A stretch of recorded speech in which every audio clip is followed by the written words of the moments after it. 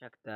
मी पत्तू. मी आज विहिरीवरती आलो आहे आणि विहिरीवर म्हणजे विहिरीची पाण्याची चव कधीच नळाच्या पाण्याला येणार नाही. काही काही वर्ष अशी म्हणजे खूप वर्ष या आम्ही विहिरीच्या पाण्याचं पाणी प्यायलो आणि ही गजबजलेली विहीर आज ते कोणीच नाही आहे.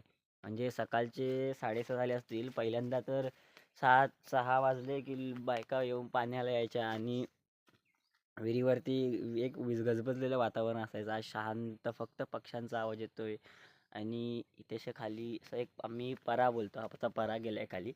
म्हणजे अशी नदी बनेल पुढे. नदी बनलेली आहे त्या पऱ्याची आणि अशा विहिरीचा हा परिसर, ही विहीर आहे आमची आणि हा विहिरीचा परिसर असा एकदम शांत झालेला आहे आता. कारण घरी नळ आल्यामुळे कोण विहिरीच्या पाण्यावर येत नाही आता सध्या तरी असं. म्हणजे ज्याला जो येतो तो येतो. ज्याला विहिरीच्या पाण्याची सवय झालेली आहे तोच माणूस विहिरीवरती येतो. बघू शकता ही विहीर आमची.